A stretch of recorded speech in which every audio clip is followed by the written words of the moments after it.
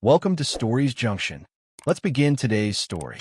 After 14 years of marriage, Clara still took charge of our anniversary plans with the same enthusiasm she'd had when we were newlyweds. "Leave it to me, Michael," she said, her eyes sparkling over the rim of her coffee mug in our Seattle kitchen. "Just wear something nice and bring your appetite." Her voice carried a warmth I hadn't heard in months. Lately, our home had been filled with more silence than conversation. Our dinners quiet, her phone always within reach, buzzing with notifications. She'd been working part-time at an art gallery, attending pottery classes, and spending late evenings with her friend, Rachel. I chalked it up to a rough patch. Every marriage has them. When she started humming again in early June, I thought maybe she would try to pull us out of the rut. We'd weathered storms before, always finding our way back. I trusted her. That's what you do after 14 years. The night of our anniversary, we drove into the heart of the city, the skyline glowing against the Puget Sound. Clara was practically vibrating, tapping her fingers on the armrest like she was headed to a concert. "Where are we going?" I asked, glancing at her. She wore a sleek emerald dress, her hair swept up in a way that reminded me of our early days. "It's a surprise," she said, her smile teasing. "You'll love it." We pulled up to a chic restaurant perched atop a downtown high-rise, all glass and soft jazz. I tugged at my blazer, feeling underdressed next to her elegance. When was the last time we'd done this? Dressed up, gone out, just the two of us? Too long. We were seated at a corner table with a view of the city lights. Clara ordered a glass of Pinot Noir, her smile unwavering but tinged with something else. Anticipation, maybe, but not the kind I expected. There was a restlessness in her, like she was waiting for a curtain to rise. "Clara," I said after the waiter left, "you're acting off. What's going on?"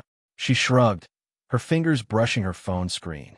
"Just wait," she murmured, her eyes flicking toward the entrance. "It'll all make sense." Then he walked in, just as the bruschetta arrived. A man in his late 30s, lean, with a tailored jacket and a swagger that didn't match the restaurant's understated vibe. Clara stood, her face lighting up like she'd spotted a long-lost friend. My stomach twisted before my mind could process it. "Michael," she said, turning to me, her voice steady but bright. "This is David. He's someone special to me." David extended a hand, all confidence. I didn't take it.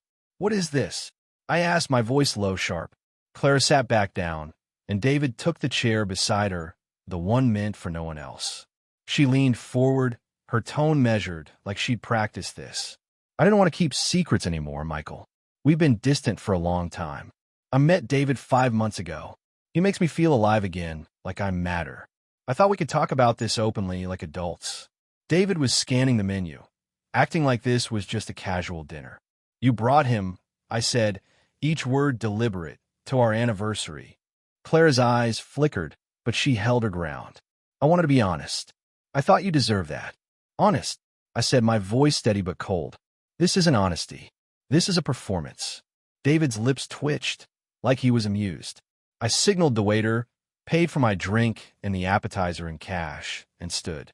"Thanks for the clarity, Clara." Her face faltered, like she'd expected me to shout or beg. Instead, I walked away. Her voice called after me, soft but insistent. "Michael, wait." I didn't stop. Not when David let out a low chuckle. Not when the elevator doors closed behind me. The ride down felt endless, the hum of the cables louder than my thoughts. 14 years, undone in a single meal. The house was dark when I got back, the kind of quiet that presses against your chest. Clara's keys weren't on the hook by the door, her coat missing from the rack. I flicked on the kitchen light, half expecting to see her sitting at the counter, ready to explain it all away. Nothing. Just the hum of the fridge and a sink full of dishes for breakfast.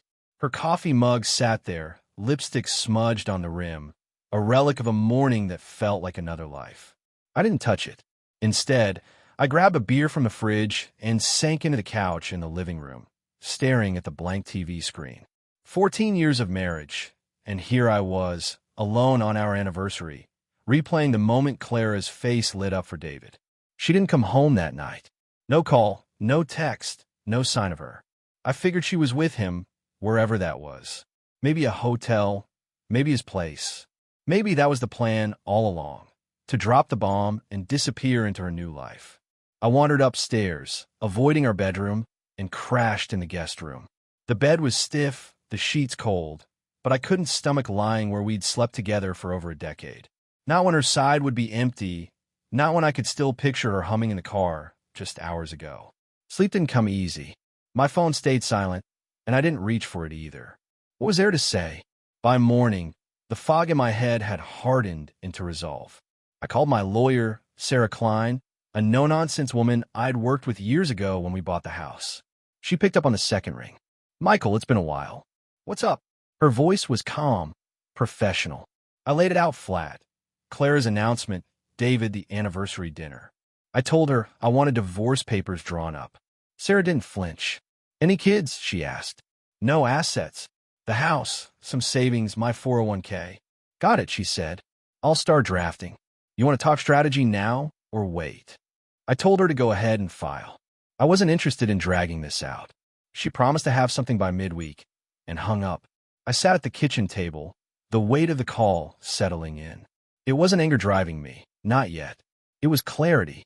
Clara had made her choice, and I wasn't going to beg her to unmake it. The next few days were a blur of routine and silence. I went to work, managing construction projects downtown, barking orders at contractors like nothing had changed. But every night, coming back to that empty house, it hit me again. Clara's things were still there. Her books on the coffee table, her pottery mugs in the cabinet, her yoga mat rolled up by the door. But she wasn't. No messages, no apologies. Just nothing.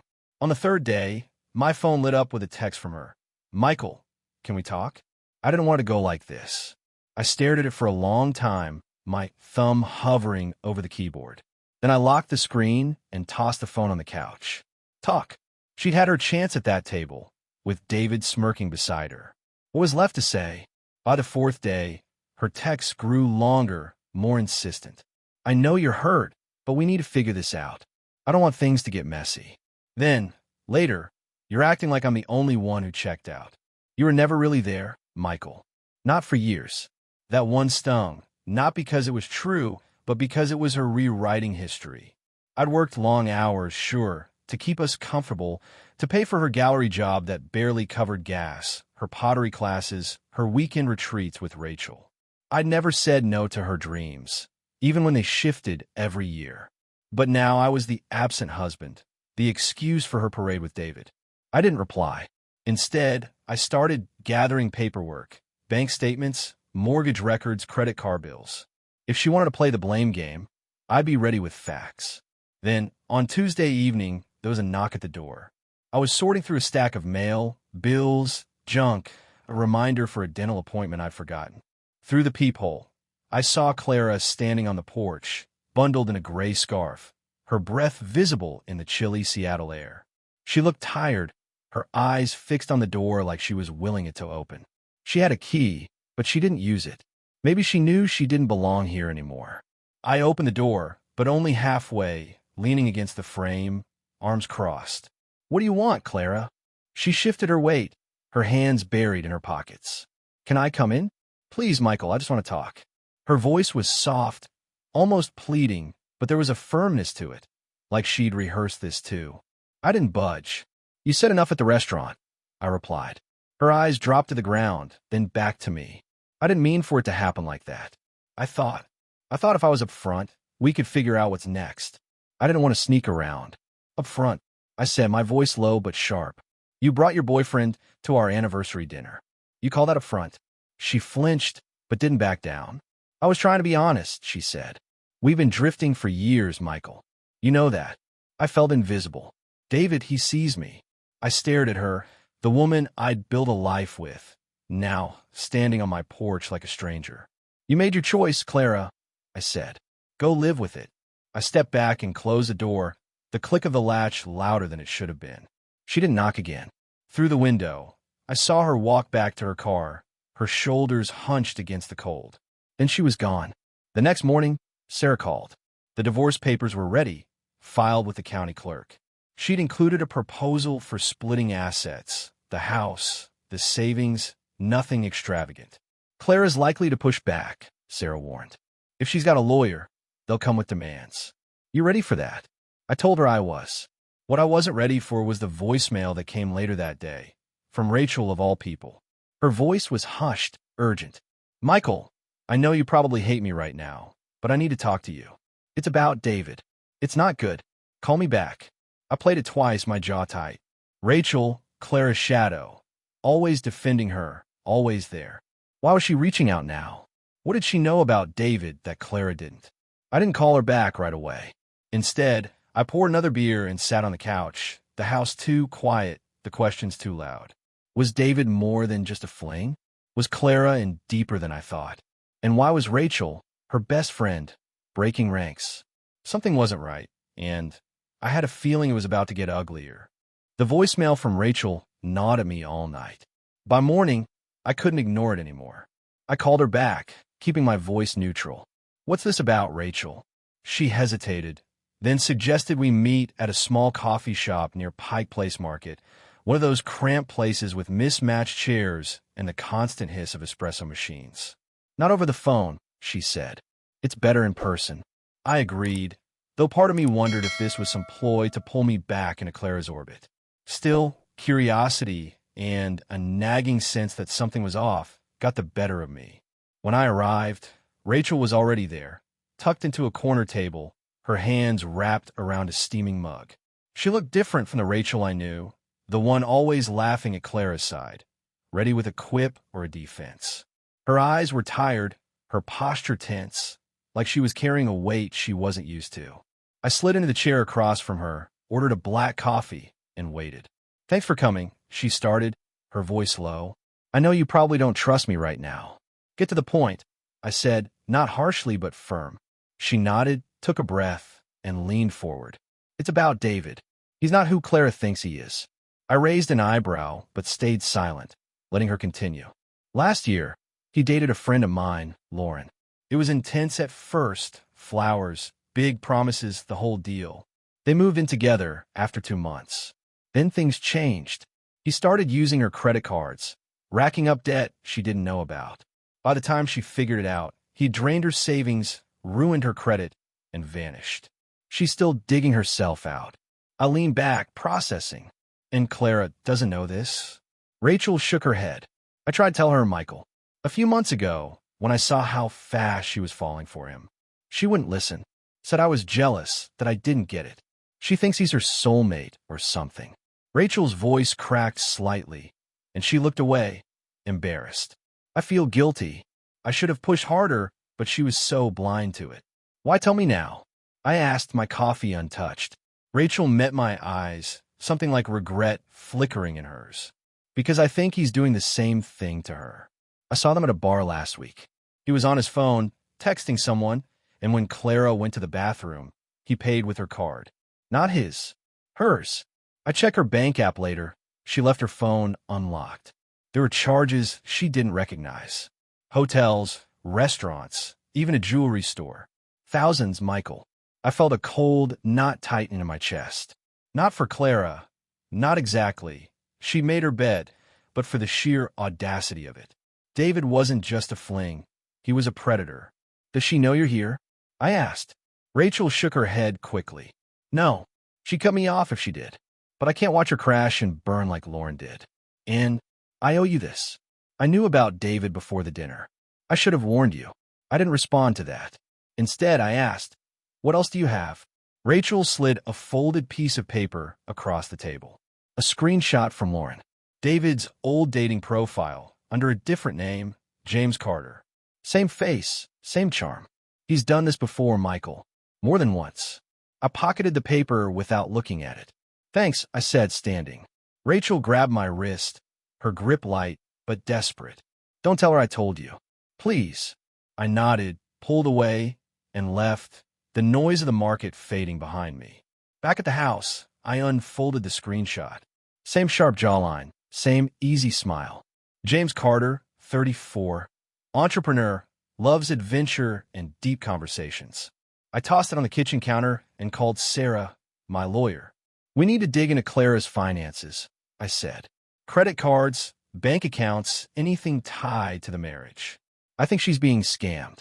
Sarah didn't ask for details, just said she'd hire a private investigator and pull records. This changes things, she added. If she's racking up debt with this guy, it could weaken her position. I'll keep you posted. The next few days were quiet, but the kind of quiet that feels like the air before a storm. Clara's texts kept coming, a mix of pleading and blame. We can still work this out, Michael. Why are you shutting me out? Then, sharper, you're making this harder than it needs to be. I deserve better than your silence. I didn't reply. Sarah's PI sent an initial report by Friday. Clara and David had been spotted at a boutique hotel in Bellevue, her card covering the bill. There were also charges at a car rental agency and a high-end watch store, all in the past month. The total was north of $7,000, and Clara hadn't mentioned a word of it to me. I forwarded the report to Sarah, who called immediately. This is good, she said, her voice clipped. We can argue misuse of marital funds. Keep everything, texts, emails, anything she sends you. Then came the first letter from Clara's lawyer, a guy named Gregory Tate. It arrived certified mail, the envelope stiff and official. I opened it at the kitchen table, a half-eaten sandwich pushed aside. Clara was demanding the house, $3,000 a month in spousal support, and half my retirement savings. The justification? She'd sacrificed her career to support our marriage and was now suffering emotional distress from my abrupt abandonment. I almost laughed. Sacrificed? She'd worked part-time by choice, flitting between passions, pottery, art curation, a short-lived Etsy shop for hand-painted mugs. I'd paid for every course, every supply, every whim. Now she was painting herself as a martyr. I called Sarah. They're dreaming, she said dryly. We'll counter with the financials and the PI's report. If she's burning through money with this David guy, the court won't sympathize. I'll set up mediation for next week. I hung up, staring at the letter. Clara's story was falling apart, but she didn't seem to see it. Was she that far gone, or was David pulling the strings? I thought about Rachel's warning, Lauren's story, the screenshot burning a hole in my pocket. David wasn't just a problem for Clara. He was a threat to everything we'd built, even as it crumbled. That night, I got another text from Rachel. Clara's moving stuff out of the house tomorrow. Thought you should know. I read it twice, then set the phone down. Clara was coming back, not to talk, but to take. And David? I had a feeling he'd be right there, watching, waiting for his next move. The sound of Clara's SUV crunching into the driveway woke me early Saturday. Peering through the blinds, I saw her step out, a cardboard box under her arm, followed by David, sunglasses perched on his head, strutting like he was on a red carpet. Rachel's text had warned me they were coming to collect her things. Clara's knock was sharp, almost formal, and I opened the door, keeping my face blank. Michael, she said, her voice tight, I'm just here for some stuff. Let's keep this simple. David stood behind her, scanning the house like he was pricing it for sale. I stepped aside. Take what you need. Clara headed upstairs, her footsteps quick on the hardwood. David lingered in the living room, eyeing the photos on the wall. Us at a friend's wedding, a hike in the Cascades, Clara's smile frozen in time. Nice place you got here, he said, his tone too casual, like he was testing me. I didn't bite. Clara returned with 2 boxes, clothes, books, a few pottery pieces she'd made last year. I'll come back for the rest, she said, avoiding my eyes. At the door, she paused, turning slightly. Michael, we don't have to make this a war. We can still talk. I met her gaze. You did your talking at the restaurant. David smirked, and they left, the door clicking shut. The silence that followed felt heavier than ever. Over the next few days, Clara's texts poured in, a mix of pleas and accusations. Can we just talk, Michael? I don't want to go like this. Then, sharper, you're acting like I'm the only one who gave up. You were gone long before David. I saved every message for Sarah, my lawyer, but didn't respond. Clara's version of our marriage, a neglected wife, a distant husband, was a fiction I wasn't going to argue with over text. Instead, I focused on facts. Sarah's PI had uncovered more on David. Real name James Carter, a history of charming women, draining their accounts and disappearing. Clara's credit card showed $8,500 in charges. Hotels in Bellevue, a leased BMW, a $2,000 necklace, all tied to David. She's either blind or in on it, Sarah said when she called Monday. Either way, we'll use it. Mediation's Thursday. Be ready. I spent the week digging through our financials, pulling bank statements and credit card bills. Every charge told a story. Weekend getaways while I was at work, dinners I hadn't been invited to. Sarah's PI added more, photos of Clara and David at a rooftop bar, her card covering the tab. I forwarded everything to Sarah, who was building a case that Clara's spending wasn't just infidelity, but theft from our shared life. This strengthens our position, she said. Her lawyer's demands won't hold up. Thursday morning, I walked into the mediation room, a bland office with a view of Seattle's gray skyline. Clara sat across the table, her blazer crisp, her hair pulled back tightly. David was beside her, no sunglasses this time, but the same smug posture. Her lawyer, Gregory Tate, a wiry man with a nervous tic of adjusting his glasses, nodded as we sat. Sarah was at my side, her briefcase packed with evidence. The mediator, a calm woman in her 50s, outlined the rules. Stay civil, stick to facts, aim for resolution. Gregory opened with a rehearsed speech. Ms. Thompson dedicated 14 years to supporting Mr. Thompson's career, sacrificing her own opportunities. She's entitled to the marital home, $3,000 monthly spousal support, and half his retirement savings, given the emotional distress caused by his abrupt withdrawal. Clara stared at her hands, David's arm resting on her chair like a claim. Sarah didn't flinch. Let's clarify the timeline, she said, sliding a folder across. Ms. Thompson's relationship with Mr. Carter began 10 months ago, not 5. We have receipts. $8,500 in marital funds spent on hotels, jewelry, and a car lease. She laid out the evidence. $1, $800 spa weekend, $2,000 necklace, $1,500 in cash advances. She wasn't done. We also have an email from Ms. Thompson to a friend, planning to wake Michael up by introducing Mr. Carter at their anniversary dinner. This wasn't honesty, it was a stunt. The email landed on the table, Clara's words in black and white. He needs to see what he's losing. David will make it clear. Clara's face went pale, her hands clenching. David leaned forward. You had us followed? Sarah ignored him. Mr. Thompson funded Ms. Thompson's pursuits. Art classes, gallery work, business ventures. Her claim of sacrifice doesn't match the record. We propose splitting the home's equity, no support, and Ms. Thompson covers the $8,500. Gregory fumbled, asking for a recess. Clara whispered to David, who stood and left, muttering about a phone call. He returned 10 minutes later, his confidence dimmed. Gregory cleared his throat. My client is open to selling the house and splitting proceeds, no support. Sarah pressed. The $8,500 comes from Ms. Thompson's share. Clara nodded, her voice barely audible. The mediator noted the terms. As we stood, Clara looked at me. I didn't want this, Michael. I held her gaze. You chose it. I walked out, Sarah beside me, David's silence trailing behind. That night, Rachel texted. Clara found a strange charge on her card. She's asking David questions. I didn't reply. Clara was waking up, but the truth about David was closing in faster than she realized. The mediation agreement was finalized a week later, the terms cold and final. The house would be sold, the equity split after deducting Clara's $8,500 in unauthorized charges with David. Sarah called it a clean resolution, but it felt more like signing away a chapter of my life. Clara didn't contest the terms, her lawyer's signature arriving via courier with no note. The silence from her was louder than her texts had been. Rachel's messages, though, kept coming, each one peeling back another layer of Clara's crumbling world. She's unraveling, Rachel wrote. Found another $2,000 charge she didn't make. David's dodging her questions. The house sold fast, Seattle's market snapping it up despite a shaky spring. After the mortgage and Clara's debt were paid, we split the remaining equity. I used my share to buy a modest condo in Tacoma, 2 bedrooms, a view of the Sound, no traces of her old life.